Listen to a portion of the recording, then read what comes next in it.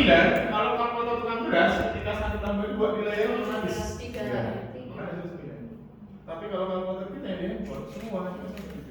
Pertanyaan saya, kenapa 7 bukan 9? Kabataku. Oke. Kenapa kali lebih dulu daripada penjumlahan? Kalau memang begitu. Oh, karena memang begitu. Memang begitu menurut saya saja. Ini baru oke nih. Karena turunan dari penjumlahan berulang. Karena memang dari sana dari mana saja? Dari atas, mana saja? Dari sana juga kita jelas boleh, tapi karena aturannya. Karena aturan operasi itu mengatakan jika ada penjumlahan dan perkalian maka dahulukan Perkalian. Karena aturannya. Emang kenapa Pak kalau aturan? Karena aturan dibuat untuk Ditaati. bukan untuk Dilanggar. faktanya. Dilanggar. Nah dulu, ini mengatakan karena aturan operasi matematika itu mengatakan seperti itu supaya alur berpikir kita itu jadi teratur. Islam itu agama yang paling teratur dari hal paling sepele sampai paling komplit, paling complicated itu Islam apa? Masuk kamar mandi itu diatur, kaki kiri dulu, keluar kaki kanan, pakai baju diatur, ada doanya, mau tidur, mau makan, bersin, semua diatur, sampai berpolitik pun diatur. Supaya apa? Supaya kehidupan manusia Teratur. Matematika juga ada aturannya.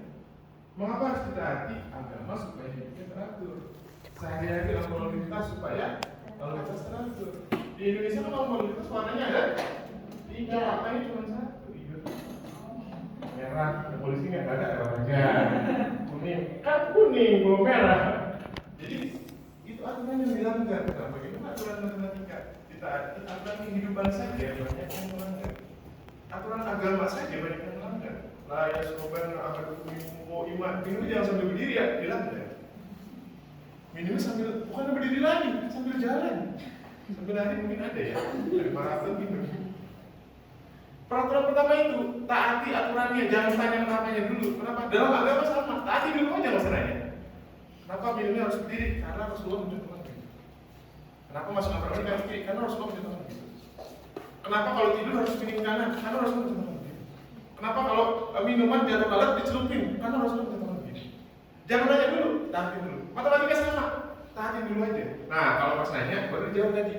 Kenapa perkalian lebih dulu? Karena perkalian merupakan penjumlahan. Ini bentuk lain dari 1 tambah 3 tambah 3. Yang hasilnya sudah pasti 7. Nggak mungkin 9. Mengapa dibuat kali? Supaya lebih mudah. Kalau soalnya 1 tambah 3-nya ada 5. Ini kan hasilnya pasti 16 kan? 1 tambah 3, 4 7 10 13 16. Oke, spidolnya ada yang lebih hidup syarat soalnya. Atau dibuat bentuk lainnya 1 ditambah 3-nya ada 5. Jadi 5 kali ini 16, bukan 18. Kok 18? Mungkin ada yang menghitungnya 1 tambah 5 itu 6. 6 kali 3 18. Pak, oh salah. Nah, harusnya dikali dulu. Kenapa dikali dulu Pak? Karena dari sananya begitu, pada sana itu mana sih? Itu kan berarti alasan. Nanti juga kita akan dapat aturan agama pun sama. Kenapa tidur harus miring kanan? Secara kesehatan terbukti. Kenapa kalau lalat dicelupkan? Secara kesehatan terbukti. Akan ada nanti yang pertama taat atau tidak dulu. Aturan sama. Supaya matematika anak-anak jago, maka biasakan mereka ikuti aturan. Itulah mengapa negara-negara maju yang dikuatkan di anak-anak tidak matematikanya, aturannya. Silakan googling atau sekalian juga itu. Anak SD di Jepang, di Finlandia, apa yang diajarkan di sana itu pembiasaan karakter. Jepang misalnya, masuk kelas jam berapa, kalau mau makan nyiapin sendiri, selesai makan beresin sendiri, ucapkan terima kasih. Masuk kelas sepatunya dirapikan. Di Finlandia sama. Sebelum masuk, kalau kita dulu nih, zaman kita SD kan, baris dulu, cek buku, kalau punya anak kita gigit-gigitin kan. Kan itu membiasakan aturan, kedisiplinan, baru nanti aturan matematikanya bisa ditaati. Kalau aturan hidup aja anak-anak nggak taati, apalagi aturan matematika, aturan Pitagoras. Pitagoras siapa Pak? Kenapa harus kita taatin aturannya Pak? Aturan perkalian, emang siapa yang bikin Pak? Itu sebenarnya malah berpikir saja sekalian. Jadi kalau misalnya anak-anak mau jago matematikanya, yang pertama harus kuatkan adalah aturan dalam kehidupan. Jadi kalau saya lebih suka anak-anak itu sejak dini mereka sudah diajarkan kedisiplinan, disiplin waktu, disiplin ya macam-macam lah ya, mau makan, habis makan, mau masuk kelas, rapikan sepatu, semuanya dibangun disiplinnya. Supaya apa? Supaya taat aturan. Singapura itu negara yang di Asia Tenggara dan mungkin di Asia itu peringkat PISA-nya hampir paling tinggi. Kenapa? Karena dia negara yang paling taat aturan. Singapura itu terkenal sebagai negara denda. Dikit-dikit denda, buang sampah sembarangan denda, mudah sembarangan denda, apalagi itu, membuang rokok sembarangan atau apapun sampah sembarangan denda. Lampu lalu lintas dilanggar denda. Di kita, nggak usah di kita lah ya. Banyak kita kejauhan. Di beberapa tempat yang lain ada yang melaksanakan aturan setengah-setengah, nggak sama gitu. Jepang sama. Kita lihat hasilnya. Bagaimana taat aturan dengan kemampuan matematis. Jadi jadi bayangkan ya, kenapa negara kita kemampuan matematikanya kurang? Karena negara kita itu kalau masalah disiplin memang harus banyak perbaikan. Jepang kalau antri itu kan rapi gitu ya. Oh, kalau antri tiket rapi gitu kan harusnya. Saya ke Singapura waktu USS nonton USS Universal Studio itu rapi gitu. Bayangkan dengan Dufan. Ini kan antrinya di Jepang, Singapura. Kalau kita antri kasihnya wifi. Selama masih ada uang masuk. Barisannya yang mana sih sebenarnya? Itu aturan. Sebagaimana matematika mau membuat maju, maka kita majukan cara berpikir anak. Biasakan mereka taat aturan sejak dini. Disiplinkan mereka dan agama kita mengajarkan itu sejak dini. Islam justru sekarang kalah dengan negara lain karena meninggalkan ajaran agamanya. Negara lain maju justru karena mereka meninggalkan ajaran agama mereka. Justru pakai konsep Islam. Mereka belum Islami, tapi yang dilakukan sudah karakter yang diajarkan Islam. Kita negara ini Islam mayoritasnya Muslim, tapi pelaksanaannya belum seperti itu. Belum ya, bukan tidak. Ada. Seberapa banyak saya nggak tahu. Semoga saja dari dalam Ma'arif itu sudah dilaksanakan. Kita mengubah dunia itu kan dari kami. Nggak mungkin langsung mengubah dunia. Jadi yang kecil dulu. Nah sekarang ini, saya sebenarnya khawatir saya anak-anak atau kita sebagai pengajar itu berpikiran matematika seperti ini. Kita lihat. Katanya matematika itu pelajaran susah yang belajarnya cuma ngitung dan ngapalin rumus-rumus aja. Kalau dari SD sampai sekarang kita masih mikir kayak gitu, artinya selama ini kita udah salah besar. Ya, kita udah salah melihatnya. Itulah yang bikin matematika di sekolah seolah berubah jadi monster menyeramkan. Paksa kita menghitung angka-angka atau nyari X yang hilang entah mana. Ini semua yang bikin kita tersiksa setiap kali belajar matematika. Padahal sebenarnya matematika jauh lebih dari itu. Maka sekarang waktunya kita kenal lebih jauh sosok sang monster yang sebenarnya. Sosok yang aslinya gak serem tapi justru indah, tapi tersembunyi di sekeliling kita. Karena dengan mengenal bidang pelajaran ini, artinya kita mengenal bahasa untuk mempelajari alam semesta dan isi, menelusuri jejak-jejak rahasia dunia yang tersebar di mana-mana. Dan itu semua hanya akan terjadi jika kita menganggapnya lebih dari hitung-hitungan dan rumus mata. Bersiaplah memecahkan misteri dunia lewat matematika. Jadi semua dimulai dari konsep berpikirnya. Menganggap matematika menyenangkan, ya nanti mereka jadi nggak senang, dari tidak senang itu tidak bisa jadi tidak juara. Jadi efeknya itu saling terus dominan. Awalnya adalah dari konsep berpikir. Menerapkan tentang ini baru nanti kita mencontohkan sebagai guru.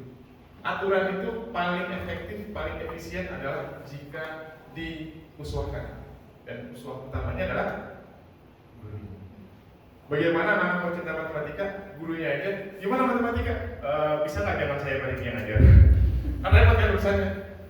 Bu, yang ini gimana caranya? Pokoknya gitu. Dari mana caranya? Nggak tahu. Nanya lagi bintangnya berkurang satu. Nah itu contoh bagaimana kalau kita sebagai guru saja sudah menanamkan hal yang tidak menyenangkan, anak-anak akan menganggap pelajaran matematika juga tidak menyenangkan. Nah sekarang saya mau bertanya kepada saja Ustaz sekalian, kira-kira ketika dikatakan manfaat matematika. Itu apa kira-kira? Satu. Bisa? Membagi waris. Jual beli berarti berhitung lah ya. Hitung waris kalau dapat. Kalau ada. Itu uang jajan, hitung waris, hitung uang belanjaan. Kalau perempuan, yang laki-laki hitung gaji. Pokoknya berhitung lah ya. Oke, selain berhitung. Berpikir logis, maka berpikir logis, berhitung, memecahkan masalah. Semuanya di sini, sama selesai sudah. Berpikir logis, problem solve, berhitung, ada lagi. Supaya anak-anak memahami mengapa harus berpikir sistematis, cakep. Berpikir sistematis, berpikir logis, problem solve, dan berhitung. Udah lumayan ya. Mata pakai bergurunya bagus. Sudah terbuka. Setidaknya saya rangkum ada 5 dan jawaban saja sekalian sudah mewakili. 1. Berpikir sistematis. Ini yang dipentingkan sebenarnya. Mengapa perlu dipelajari agar anak-anak bisa berpikir sistematis sejak dini. Bukan tentang rumusnya, bukan. Karena ujung-ujungnya matematika semuanya cuma 4 hal. Hal, bataku, kali, bagi, tambah, kurang.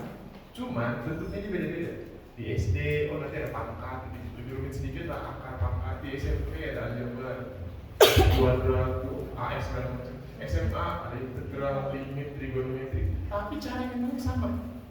Kali, bagi, tambah, kurang. Cuma aturannya nambah. Aturannya bertambah sebagaimana perkembangan kemampuan logika mereka, aturannya bertambah. Kalau aturan operasi umum begini ya, nanti aturan Pythagoras begini ya, nanti aturannya limit begini ya, dan seterusnya. Supaya apa? Supaya mereka terbiasa berpikir sistematis. Jadi kalau kita dulu SD, kan kita diajarkan kalau menjawab soal cerita dengan 3 langkah legendaris, yaitu diketahui, ditanyakan. Anak sekarang langsung jawab aja. Yang diketahui apa, ditanyakan apa? Contoh nih ya, ibu punya telur 10 butir, dimasak 5 butir. Berapakah sisa telur ibu sekarang? Karena tanya, Bu, dikurang atau ditambah? Lah, pertanyaannya itu nggak ditanyanya. Dikurang nggak? Oh, jawabannya 5 Bu. Ditambah nggak? 15. Jadi 5 atau 15 nggak tergantung. Ibu nanya apa tadi? Dikurang atau ditambah? Lah kalau dimasak, ya makanya bisa tanya dikurang atau ditambah. Yang bermasalah siapa? Ya, kenapa yang bermasalah? Literasinya kurang. Dia bingung dimasak itu berkurang atau bertambah? Pak, Bu, nggak berkurang Bu, cuma berbentuk doang. Ini telurnya masih belum. Sekarang matang, nggak berkurang, kecuali ibu makan, beda lagi tuh. Berarti anaknya kan kreasi, dia yang bingung. Kalau sama gitu, pelihara tuh. Berarti anak cerdas, gurunya kurang kreatif. Jangan dimasak masih ada telurnya. Bedanya beda bentuk doang. Kan ibu bilang berapa telur tersisa, masih sama, cuma bentuknya beda aja. Sekarang ceplok atau dadar belum? Ya, kalau cerdas tuh. Itu berpikir sistematis. Karena ini akan dibawa sampai mereka dewasa. Mereka bikin skripsi, mereka bikin tesis. Hantam mereka cuma pidato di depan, harus berpikir sistematis. Minimal ada pembukaan, penutup. Assalamualaikum warahmatullahi wabarakatuh. Hari ini saya akan menyampaikan topik tentang mencintai Allah. Oh, demikian penyampaian dari saya. Assalamualaikum. Kalau nggak tahu sistematis, aku mau ngomong apa ya? Udah, aku jangan aku deh. Karena dia bingung apa yang disampaikan. Padahal kan cuma 3 hal sederhana. Buka, ngomong, tutup. Sesederhana itu aja mereka nggak mampu. Kenapa? Karena tidak dilatih sistematika berpikir. Dan itu akan sangat bermanfaat saat mereka nanti dewasa. Kalau ada masalah, identifikasi pokok persoalannya apa, solusinya apa, simpulkan. Anak sekarang mau nggak bisa. Coba lihat anak sekarang kalau ada masalah. Apa yang mereka lakukan? Posting sesuatu. Galau baru putus. Nah, emang dapat solusi? Yang ada jadi temannya emang enak. Lapar nih, ya makan, bukan ada curhat. Itu anak-anak, kenapa? Karena mereka butuhnya sensasi, bukan solusi. Dan itu harus kita hilangkan. Kenapa? Solusi masalah itu kalau nggak bisa ketemu sama orang-orang, curhatnya sama Allah, bukan sama sosmed, sama Facebook. Emang Facebook bisa jawab? Dia bisa nge-share, orang lain baca, tapi nggak ngasih solusi, ngasih ledekan iya. Itu yang harus kita lakukan, sistematika berpikir. Yang kedua, pengembangan logika. Jadi luar biasa nih episode ini. Berpikir logis, berpikir sistematis. Saya kasih contoh pengembangan logika. Soal pengurangan nih SD. Logika anak-anak itu perlu dikembangkan bukan dengan besarnya angka atau rumitnya soal, bukan, tapi logika berpikirnya dia. Contoh, di masjid itu ada 20 orang sholat berjamaah. Berapa orang? 20. makmum perempuannya ada 5. Makmum perempuannya ada? 5. Pertanyaan saya, makmum laki-laki ini berapa? 14. 15, 14. 14. Kenapa 14? Itu namanya logika. Kalau ada yang 15 berarti logikanya belum bermain. Itu kan soal pengurangan sederhana. Tinggal 20 kurangi 5. Tapi yang ditanyakan makmum laki-laki bukan jamaah laki-laki. Ini sama dengan pertanyaan 20 orang main petak umpet yang sudah ketemu 5. Berapa yang belum ketemu? Ya masa 15 yang nyari siapa? Ngumpet semua. Ketemunya gimana? Aku menyerahkan diri kan kayak gitu mainnya. Ada aturan yang mereka harus masuk logikanya. Jadi bukan nak berapa 1985 dikurangi 317 itu kalkulator bisa nih. Tapi yang mereka butuhkan logika berpikirnya. Oh iya ya, kurangi 5. Iya juga ya. Aku nggak kepikiran, itu yang kita inginkan. Logikanya dikembangkan dengan matematika. Yang ketiga, terlatih berhitung. Ini sudah jelas ya. Kebanyakan guru pasti tahunya ini. Terlatih berhitung itu ya salah satu tujuan utama matematika adalah terlatih berhitung. Yang keempat adalah mampu menarik kesimpulan, dan yang terakhir menjadi teliti, cermat, dan sabar. Disinilah mengapa matematika itu menjadi dasar Queen of Science, ratunya ilmu pengetahuan. Karena matematika membangun sikap teliti, cermat, dan sabar. Bayangkan seorang dokter dan teliti, cuman beda 1 cm ngoperasi. Kalau sampai kena jantung orang meninggal itu 1 cm. Kalau di kedokteran itu nggak boleh sampai salah kayak gitu. Bayangin arsitek cuma salah bangun 1 cm di gambarnya, digambar ya. Coba di gedungnya asli. Harus teliti loh itu. Matematika segitunya. Walaupun jarak cuma 0,1 cm, tapi digambar pas dijadikan aslinya kan beda lagi ceritanya. Bikin mobil skalanya beda, bannya beda, ya jalannya beda. Ya nggak enak lah. Harus teliti, cermat, sabar. Ya kalau orang matematika nggak sabar ya bisa ngasih operasi dipercepat aja. Iya kayak gitu caranya. Jadi kita banyak hal yang memang didapatkan dengan matematika. Mampu menarik kesimpulan itu nanti kaitannya dengan judul kita, literasi numerasi, membuat konklusi dari data dan fakta. Itu yang saya share kepada pelajar dan saudara kalian. Oke, saya lanjut dulu. Saya tidak bicara tentang dari mana matematika berasal, kepanjangan. Saya ingin saja kita sedikit berimajinasi.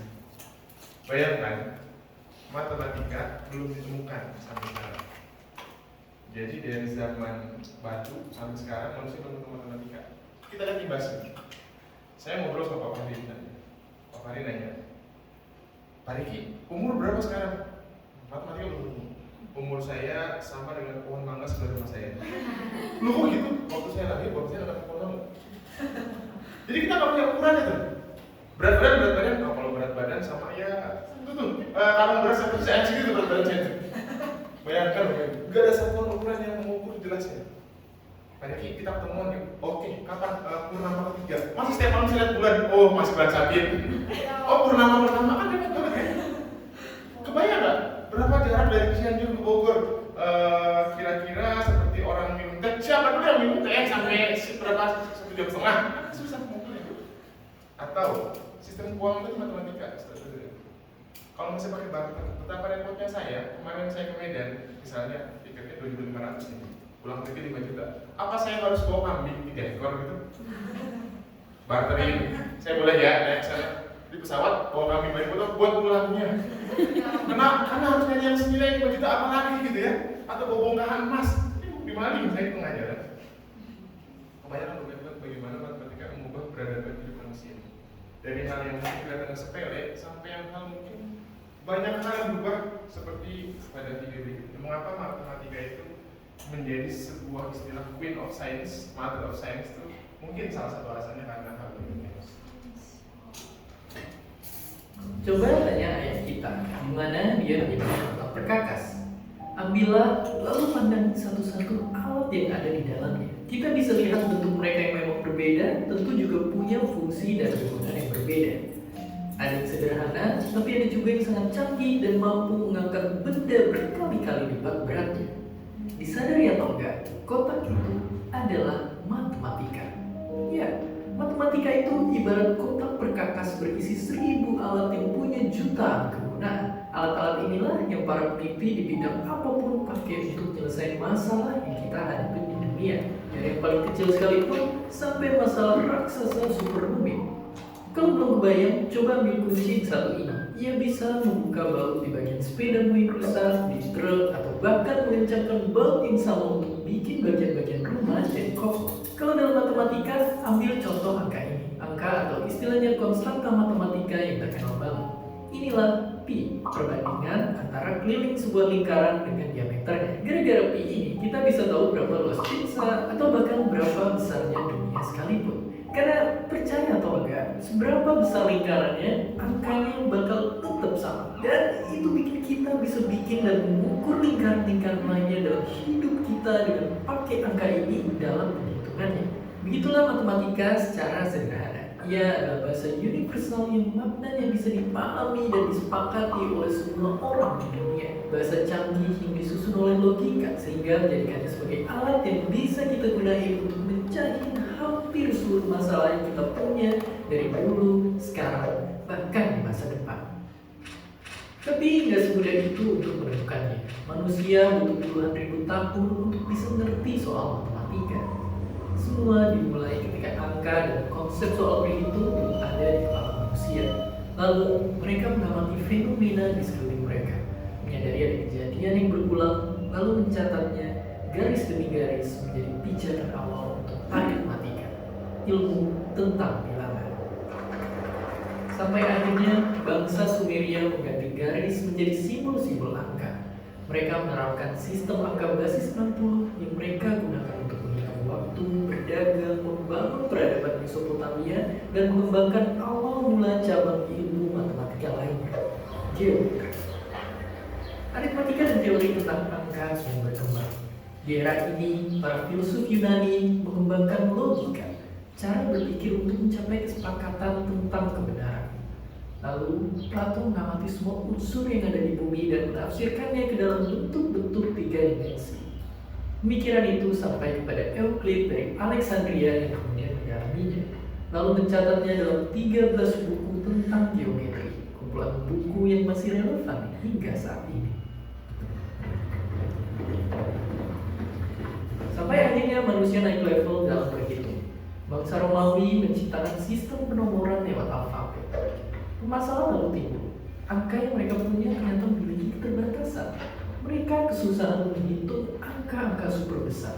Bagaimana cara mengatasinya? Penemuan angka nol lah yang mengubah segalanya. Benda bulat ini punya peran maha penting yang bikin kemajuan matematika melesat. Manusia akhirnya bisa menghitung jauh lebih besar dan kompleks. Dari sini, aljabar lahir di dataran Timur Tengah dan ilmuwan jenius Al-Khawarizmi yang membahasakan ide abstrak dan meringkas kata-kata menjadi formula persamaan matematika. Ilmunya kemudian dibawa jauh hingga ke Eropa. Di sana, dunia semakin berubah dengan cepat, secepat apel yang jatuh dari dahan pohonnya. Fenomena itu diamati oleh Isaac Newton, pemikir besar yang lalu menemukan kalkulus, sebuah cara untuk mengukur seberapa besar perubahan itu terjadi pada benda-benda. Dengan cara pengukuran ini, matematika membantu bidang ilmu lainnya berkembang pesat, menciptakan industri yang jadi awal peradaban modern. Dan kini, setelah mengamati ruang di alam semesta, manusia lalu menciptakan dunianya sendiri, yang mereka bangun dengan angka 0 dan 1, mencampurkan segala penemuan matematika dari era-era sebelumnya dan mencampurnya dengan penemuan-penemuan baru di era modern, membuat prediksi dan menciptakan peluang yang tak terhingga untuk penemuan-penemuan baru di masa depan. Perkembangan matematika menjadi cabang-cabang ilmu lain dan anak mengenalnya matematika jadi fisika, kimia, biologi, geometri, banyak sekali. Kalau saya ngajar biasanya saya mengenalkan tentang tokoh matematika atau tokoh-tokoh ilmu pengetahuan pada masanya, supaya anak tahu bahwa ilmu ini tidak serta-merta datang. Ya, sebagaimana mungkin ketika Al-Quran diturunkan dari malaikat Jibril sampai Rasulullah sampai ke kita gitu. Nah, ketika matematika, saya akan kenalkan tokoh-tokoh terutama tokoh-tokoh Muslim, supaya mereka kenal siapa Al-Khawarizmi, siapa Ibnu Sina, siapa Ibnu Khaldun, siapa Tabari, kenalkan semua. Jadi mereka itu setidaknya ada gambaran bahwa dunia Islam itu berperan penting dalam ilmu pengetahuan tentang matematika. Istilah aljabar itu kan dari bahasa Arab. Istilah X dalam aljabar itu sebetulnya bukan karena orang di Al-Khawarizmi ketika membuat sebuah konsepsi matematika, dia mengumpamakan sesuatu yang belum diketahui dalam jurnalnya, itu disebut syair sesuatu. Dibawa ke Eropa, mereka nggak bisa ngomong syair. Di bahasa Inggris nggak ada huruf SG berdekatan, coba cari nih. Di bahasa Arab banyak syair banyak kan. Maka mereka menyebutnya dengan istilah X. X itu adalah sebuah variabel yang belum diketahui nilainya. Siapa yang menemukan? Al-Khawarizmi. Kita menggunakan istilah X, padahal kalau di istilah bahasa Arabnya itu di jurnal aslinya syair sesuatu. Di jurnal aslinya ditranslate tuh. Apalagi waktu era penaklukan Konstantinopel, Alexandria dibakar segala macam, itu kan hilang semua literasi dari aslinya. Aslinya itu dari betul kan? Terus kita ditulis dibahasakan ke Eropa, ya akhirnya yang maju di sana. Tapi kan kita punya potensi sebetulnya, pun pernah punya pemikir besar dan harusnya dan pasti Islam akan menjadi kembali pasti. Hanya generasi siapa kita nggak tahu. Yang pasti kenalkan. Nah dengan ini tadi saya ingin mulai menyambungkan matematika dengan kemampuan literasi numerasi yang sekarang ini sedang diramaikan di pemerintah atau sedang digalakkan, digaungkan di berbagai tempat sekolah-sekolah sampai sekolah penggerak, ada kurikulum merdeka dan lain-lain. Literasi. Kalau Ustaz mendengar kata literasi pasti langsung teringat dengan itu tidak salah, hanya sepertinya menurut saya itu nggak salah ya, hanya kurang tepat, belum tepat atau belum sempurna.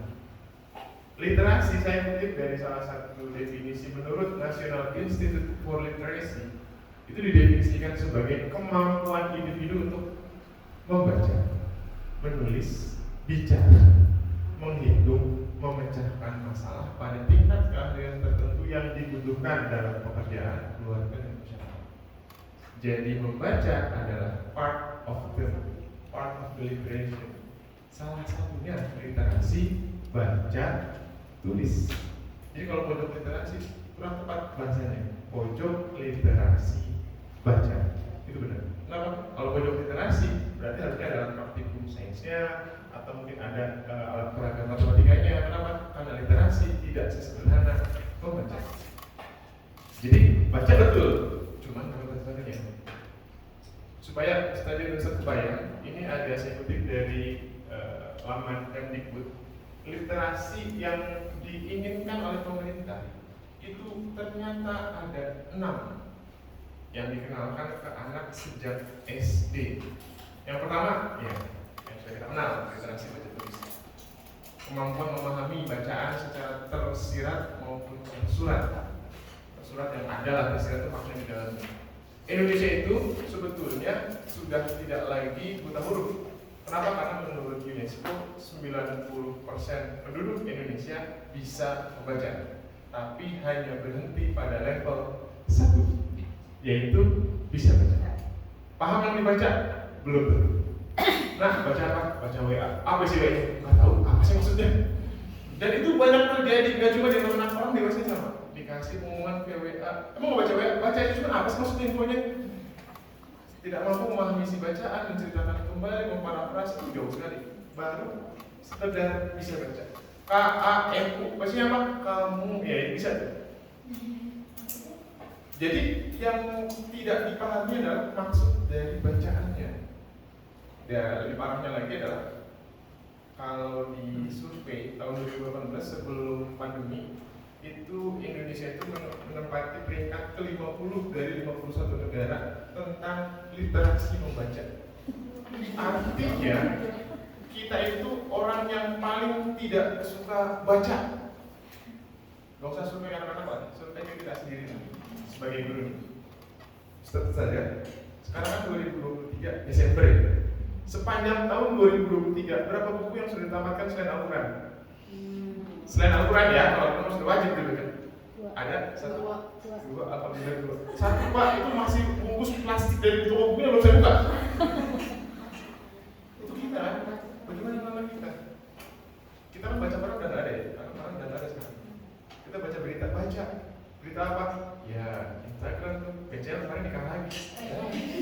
Bacanya yang bermanfaat sedikit gitu ya, boleh silakan nggak apa-apa. lihat kita kayak gitu, tapi yang artikel yang mendukung kita sebagai guru pernah kita baca? Apa kita pernah membaca tentang literasi update-nya sekarang? Oh ternyata ada 6 literasi, oh literasi numerasi ternyata begini, oh kurikulum merdeka begini, oh ternyata begini. Atau seperti pakai tadi, udah jelas beliau sudah baca, maka keterkinian asam folat, asam sulfat itu tahu, maka dia terus membaca. Jadi istilahnya update informasi itu memang harus dibutuhkan. Dan itu sekali lagi uswahnya ada pada guru. Anak-anaknya yang penting. Buku jendela dunia, zaman sekarang udah nggak buku lagi kan? Ya karena sekarang informasi jendela dunia. Masalahnya kalau buku sudah diverifikasi tuh oleh penerbit, kita bisa cek mana yang valid penerbitnya, mana yang bagus, mana yang tidak. Zaman sekarang buka internet kita nggak tahu itu hoax bukan. Kenapa? Karena harus literasi anaknya yang mampu memilah, atau kita orang dewasa yang memilahkan untuk mereka. Tiba-tiba ada berita begini-begini, ternyata ada orang yang meninggal segala macam, orangnya masih hidup. Kalau meninggal beneran sih oke kan? Atau ada hal negatif tentang seorang kita sebar-sebarkan, ternyata itu fitnah. Apa nggak jadi fitnah yang viralkan, kita jadi ikut dosa jamaah kan tuh jariah kita, gimana cara nyebutnya nggak usah.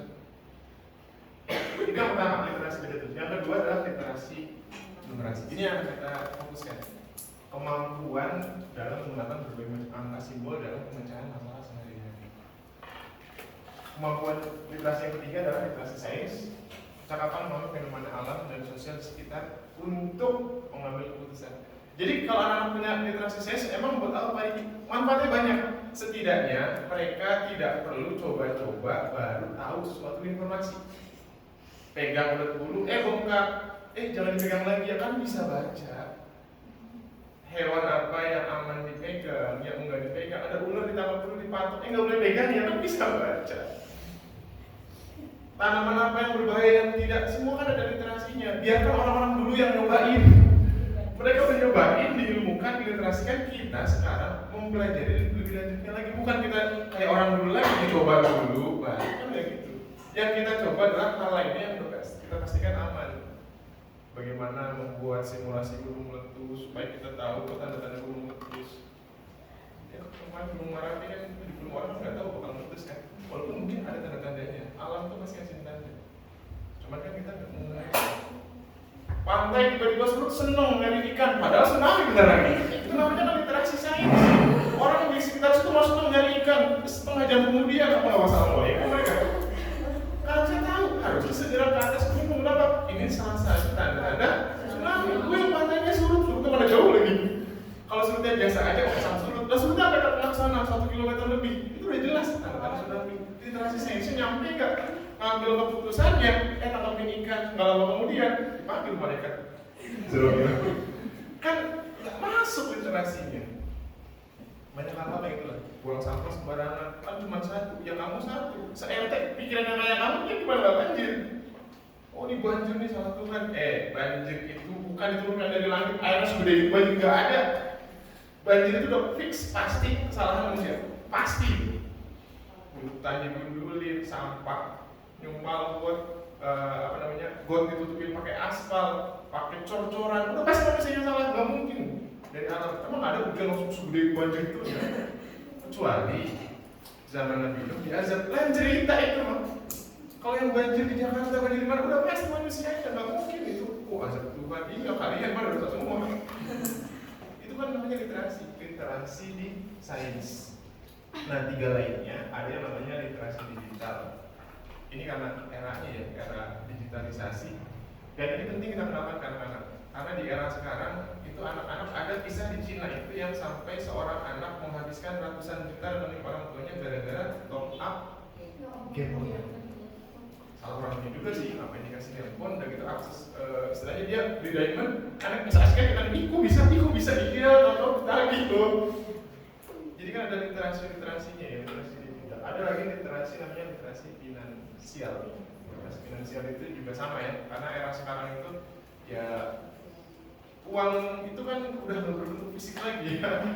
Sekarang tuh saldo rekening boleh 0, tapi saldo GoPay-nya sekian, saldo Tokopedia sekian, macam-macam ya. Supaya anak nggak senang belanja tapi tidak bermanfaat. Jadi mereka harus paham lah bagaimana sulitnya mencari uang, bagaimana susahnya mendapatkan nilai-nilai tertentu. Saya senang tuh kalau di sekolah sudah ada market day gitu ya. biar anak rasain tuh. Bikin makanan sehari semalam sama orang tuanya, besok dijual, yang aku cuma 10.000. Mama, kita udah masak seharian cuma 10.000. Susah nggak nyari uang? Susah. Nah itu makanya beda yang banyak ya. Nyari duit 10.000 aja susah. Kalian jajan 10.000 kurang lah. Ada mereka tahu tuh bagaimana mengelola uang. Dan yang terakhir adalah literasi budaya dan kebudayaan. Ini sudah banyak berkurang ya. Anak sekarang tuh kalau ditanya Pancasila ada berapa? Pancasila apa? Bhinneka Tunggal Ika. Ika itu tetangga saya. Itu mereka suruh Bhinneka Tunggal Ika artinya apa? Nggak tahu mungkin. Jadi memang kita harus kuatkan kembali bagaimana literasi ini supaya anak-anak sejak dini mereka kuat. Dan saudara sekalian, ini tuh diharapkan tertanam di SD. Tentu tidak semuanya, tapi yang digalakkan memang 3 itu. Bahkan yang diukur secara internasional 3 ini. Kalau di internasional berarti cara mengukurnya pakai PISA. Ada internasional student assessment assess tuh. Anak-anaknya diukur, oh negaranya dalam ranking PISA sekian. Nanti saya tampilkan ranking negara kita tercinta. Jangan ketawa dulu, bagus kok. Oke, literasi numerasi. Literasi numerasi kita bicara satu tentang angka, tentang simbol, tentang operasi hitung, tentang pemecahan masalah, tentang menganalisis, dan terakhir tentang bagaimana mereka ambil keputusan. Itu tujuan literasi, supaya anak-anak bisa mengambil keputusan dari data dan fakta yang ada di sekitar mereka. Oh ini penting atau tidak? Ini perlu atau tidak? Oh ini boleh atau tidak? Jadi kalau kata keterangan Mumayyiz bisa membedakan yang benar dan salah itu dimulai dengan literasi bisa. Oh ini jangan dilakukan ya, oh ini salah ya, oh buang sampah itu nggak boleh ya. Kenapa? Kan literasinya udah kuat mereka. Tahu alasannya, tahu faktanya, tahu analisisnya. Kenapa sekarang ramai ANBK dianalisis? Ya karena anak-anak diharapkan sejak dini mereka mampu menganalisis. 15.000 korban di Palestina meninggal. Anak-anak tuh nggak sekedar berpikir itu apa, itu manusia, nyawa manusia, anak kecil gitu. Mereka tuh berempati. Mah, anak lain gimana sekolahnya? Gimana mereka belajar? Gimana mereka makan? Udah deh, saya sampai merinding waktu ada anak-anak PM masih SD kelas 4 itu mensedekahkan semua tabungannya ke Palestina. Gara-gara apa? Gara-gara dia yang diberita, aku enak belajar, dia nggak bisa. Aku enak masih bisa makan, dia nggak bisa. Aku enak masih punya orang tua, dia nggak ada. Udah semua tabungan aku kasih aja. Orang tuanya cerita, saya yang begini. Oh, kalau saya bisa kayak gitu deh.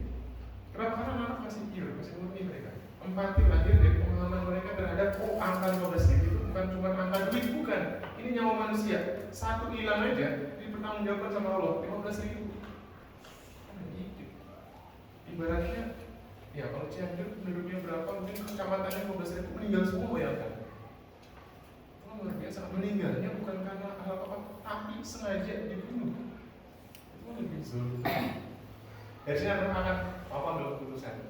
Ketika ada bencana banjir, mereka langsung timbul empatinya. Kenapa? Karena bisa mengambil keputusan dari masalah yang terpaparkan. Data COVID lagi tinggi, oh mah kita jangan jalan-jalan dulu. Kenapa? Di berita aku lihat sudah banyak korban-korbannya itu. Mereka mampu menganalisis sampai mengambil keputusan, atau mereka setidaknya berpendapat mengapa ini dilakukan, mengapa ini jangan dilakukan. Oke, kita lanjut dulu. Tujuannya ada 3 yang diharapkan pemerintah dari literasi numerasi. Tujuannya adalah ini: mengasah, menguatkan kemampuan literasinya, lalu bisa mengaplikasikan kemampuan tersebut dalam kehidupan sehari-hari supaya bisa mengambil keputusan yang tepat, dan penguatan sumber daya manusia supaya bisa mengelola sumber daya alam. Negara kita itu kaya banget malahan. Allah sangat baik sama Indonesia. Dari garis khatulistiwa, musim cuma 2, sekarang musim 3 ya. Musim hujan, musim kemarau, dan musim kampanye. Musim lagu. Saya sepanjang jalan lihat kembali kok ya Allah, ini paslon 1, 2, 3, 1. Makanya saya kalau sekarang foto di tempat latihan saya nggak berani pakai pose. Begini aja. Ya paling mentok begini ya. Amat begini, dianggapnya dukung 1, begini apa dukung 2, dukung 3. Ya udah biar aman 5 aja lah ya. Jadi Bapak-Ibu sekalian, ini kemampuan yang diharapkan untuk kita tujuannya. Kenapa? Karena negara kita yang kaya ini yang mengelola bukan kita. Di Papua emas segitu melimpah, yang mengelola Freeport. Di tempatnya Andre Hirata Belitung sana dulu timah, nikel segala macam yang mengelola orang luar. Banyak sekali gas batu bara segala macam yang mengelola bukan kita. IKN yang membangun siapa? Bukan Indonesia. Padahal di ibu kota Indonesia, kenapa nggak sumber daya manusia Indonesia yang dilibatkan ya? Pertanyaannya apakah memang kualitasnya atau apanya? Ya kita harus dulu mungkin kualitasnya, berarti kita perbaiki kualitasnya. Dan kualitas ini dimulai dari guru. Kenapa? Karena menteri yang baik, presiden yang baik, polisi yang baik, hakim yang baik, KPK yang baik lahir dari guru. Penanaman tentang pintar itu bukan satu-satunya. Kenapa? Semakin pintar orang, semakin dia senang membodohi orang kalau karakternya nggak baik. Yang korupsi yang nggak pintar, justru karena mereka pintar mereka korupsi. Kalau mereka nggak pintar, mereka diajak korupsi. Jadi sebenarnya dimanfaatkan juga. Yang kita perlu menanamkan anak yang pintar ini adalah karakter yang baik tentang amanah, tanggung jawab, takut sama Allah dan seterusnya. Supaya ketika mereka besar, mereka tetap menjadi hakim yang baik, polisi yang jujur, presiden yang amanah, menteri yang mungkin taat kepada Allah dan seterusnya. Supaya generasinya berubah. Oke, manfaat generasi numerasi tidak jauh berbeda dengan tujuannya. Pertama, anak-anak itu punya kemampuan yang sederhana dulu, mampu mengelola, merencanakan kegiatan. Saya alumni pondok. Di pondok itu sudah pasti dilatih bagaimana melakukan pengelolaan kegiatan. Kenapa? Kan kita mandi ngantri, makan ngantri. Ya kalau nggak bener mandinya, kita sekolah nggak mandi tuh, bau-bau ke sekelas. Makan yang nggak mau ngantri dan istilahnya nggak tepat sasaran, pas belajar lapar. Waktunya mandi, dia mau dulu karena mandinya kelamaan. Pas udah selesai mandi, mau makan, bel sekolah. Akhirnya mandinya buru-buru, makannya enggak, sekolahnya belajarnya nggak tenang. Jadi melakukan perencanaan sampai ada pondok-pondok yang mempercayakan kegiatan-kegiatan yang skalanya besar ke santrinya untuk dikelola. Ya pondok pesantren Gontor misalnya, itu kan tidak main-main. Santri dipercayakan ratusan juta untuk mengelola kegiatan penampilannya. Santri yang nyari donaturnya, santri yang nyari sumber-sumber daya, alat-alat recording segala macam. Tapi lihat besarnya, alumni Gontor yang di pemerintah siapa? Banyak sekali. Dan kita lihat bagaimana cara mereka menuangkan pikiran, bersikap. Insya Allah orang-orangnya memang sebetulnya punya amanah. Daripada cuma yang susah membedakan asam sulfat sama asam folat. Insya Allah alumni pondok itu omongannya berbobot. Insya Allah itu. Hanya ya itu kesempatannya. Apakah nanti bisa? Semoga saja suatu saat bisa ya. Kita kan berharap karena politik Islam juga mengajarkan politik. Hanya politik yang sekarang di Indonesia sepertinya kok politiknya politik seperti itu gitu ya. Kayaknya politik yang bersih-bersihnya gitu. Padahal harusnya mana? Yang kedua adalah siswa mampu melakukan perhitungan penafsiran terhadap data dan terakhir mampu mengambil keputusan. Jadi goals ujungnya adalah taking decision, ambil keputusan. Ambil keputusannya nggak cuma tinggal nekat ya, tapi karena ada pertimbangan terhadap data dan itu dimiliki dari cara mereka mengelola pertanyaan. Itu goals dari literasi numerasi. Nah sekarang kita bicara tentang data fakta. Data fakta itu saya ambil dari data hasil PISA Indonesia. Indonesia itu ikut PISA karena PISA itu adalah sebuah program untuk tes anak kemampuan 15 sampai 16 tahun. Yang dites 3 jenis literasi, yaitu literasi matematika, numerasi, literasi sains, dan literasi baca tulis. Ini 3 tahun sekali. Terakhir 2018. Harusnya 2021, tapi karena pandemi tidak dilaksanakan. Jadi kita ambil data 2018. Data ini adalah hasil dari 79 negara yang ikut PISA. Ada yang tahu Indonesia posisi keberapa? Baca, memang sengaja saya kecilin biar prestasi saja lupa. Indonesia posisi berapa dari 79? Kira-kira posisi berapa dari 79? 70-an. Posisi kita ini kalau contohnya ini Estonia, Kanada, Finlandia, Irlandia, Korea, Polandia, Swedia dan seterusnya. Nah kalau ini Cina, Singapura, Macau, Hongkong, China Taipei, Rusia, terus nanti kita ketemu Moldova, Bulgaria, Malaysia, Brazil, Brunei dan Darussalam. Ada Thailand, North Macedonia, Kazakhstan. Nah, negara kita tercinta Indonesia. Ini peringkat 74 dari 79. Wih, itu nama besar dong. Iya. Tapi ini memang lebih membaik sih daripada Indonesia yang besar pertama kali itu tahun 2000 kalau tidak salah. Ya, sudah tahun 2000. Itu belum 79 negaranya, baru 41 negaranya. Coba tebak berapa urutan Indonesia tahun 2000? 40. Itu kunci dong ya apa ya Rofi? Berapa? 40? Luar biasa tuh ini ya, dan jawabannya benar. Biasa. 9. Kita itu 39 dari 41. Luar biasa. Jadi baru ketahuan kemampuan literasi numerasinya itu tahun 2000. Terus diukur sama negara-negara lain, kita tuh masih lemah. Di bawah negara OECD, negara-negara peserta PISA. Kalau seandainya waktu itu ada TikTok, ada seandainya ada Instagram, viral. Karena nggak ada, nggak ketahuan viralnya. Maksudnya nggak tahu kan? Karena berita saat dulu itu dikondisikan supaya nggak tahu. Jadi 2000, 2003, 2006, 2009 sampai 2018, ya paling mentok kita di posisi 6, posisi 3. Ini dari bawah ya. Iya. Jadi posisi kita itu masih dibandingkan negara-negara Asia Tenggara lain kita masih di bawah. Ya jauh lah kalau sama Singapura. Malaysia itu kita masih di bawah. Padahal tahun 60 kita itu mengekspor guru ke Malaysia. Kenapa? Karena Malaysia butuh diajarkan oleh guru-guru Indonesia. Tapi hanya waktu sebentar saja, tidak sampai 30 tahun kemudian, Malaysia menempati urutan yang lebih baik daripada negara kita. 1945 Indonesia merdeka. 1945 juga Jepang dibom atom dua kota besarnya, Nagasaki, Hiroshima. Tapi apa yang terjadi? 2023 Jepang memproduksi mobil, kita yang pakai mobil aja. Jepang produksi handphone, kita yang pakai handphone ya. Jepang produksi motor, kita yang pakai motornya. Padahal kan sama-sama. Jepang itu penduduknya berapa?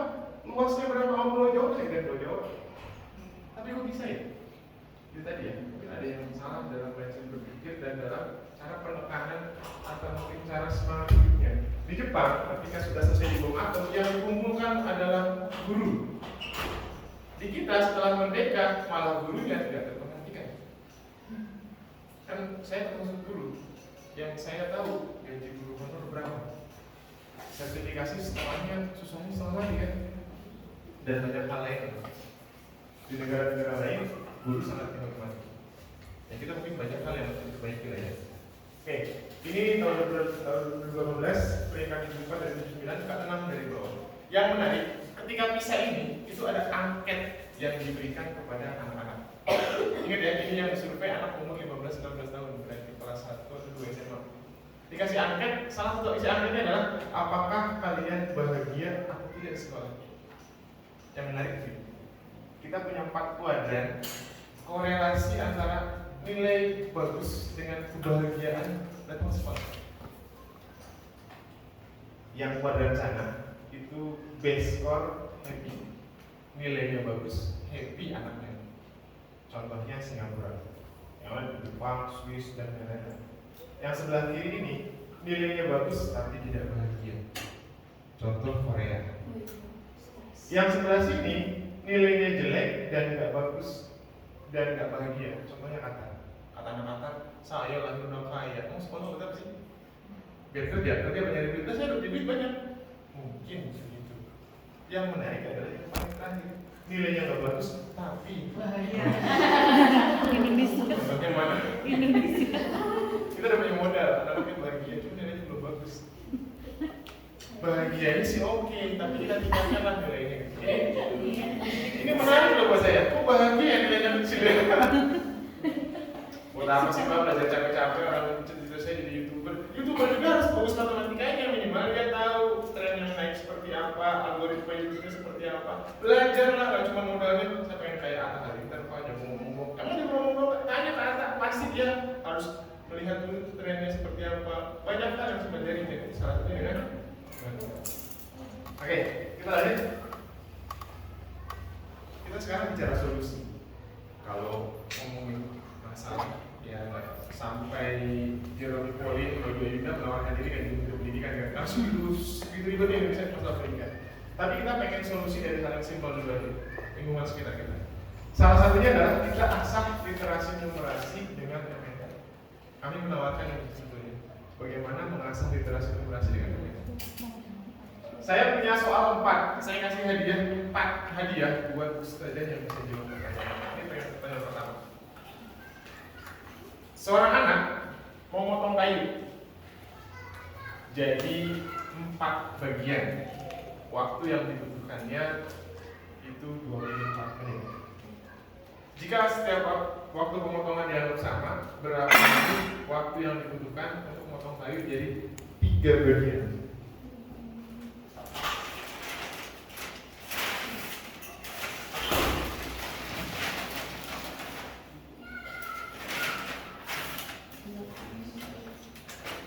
Ya, terus ya. 8 menit, yang lain? 8 juga.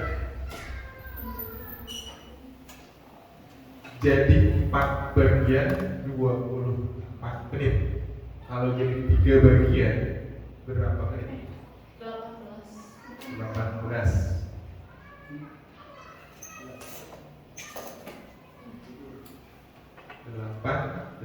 18. Ada yang mau coba jawaban lain? 18 menit juga.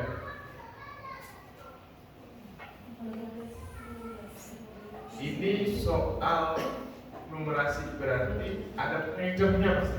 16. 16, 8, 18, 16. Oke, yang 8 tadi kan berubah jadi 18 ya. Mengapa 18 tadi?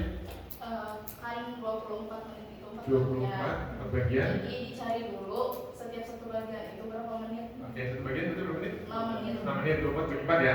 Oke, karena 3 bagian, Jadi 6 kali 3, 3 18.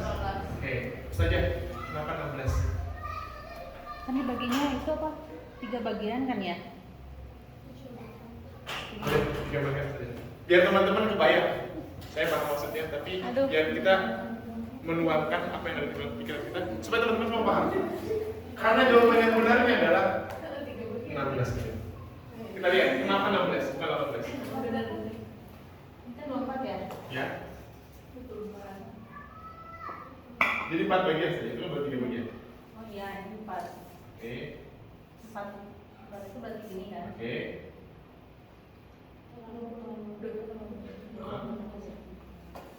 Berarti kan kalau 4 berarti 4 bagi menjadi 6 ya? Iya.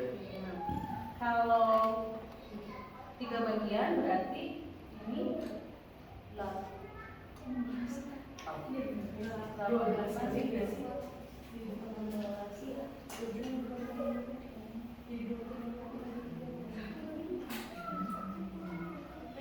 Kembalikan tangan ke kamera. Sebelah mana kamera? Tadi udah jadi dia. Jawabannya betul loh, 16. Tadi dulu Pak. Ini kan 3 bagian nih. Siap. 3 bagian potongnya 2 kali. 2 kali. Ya dipotongnya 2 kali jadi 8. Ya, dapat 8 dari mana? 8-nya dari sana. Ini ada sih yang di belakang bagian ada sih. Cuma biar dulu. Karena sebenarnya udah tahu cuma ada. Kalau depan beda.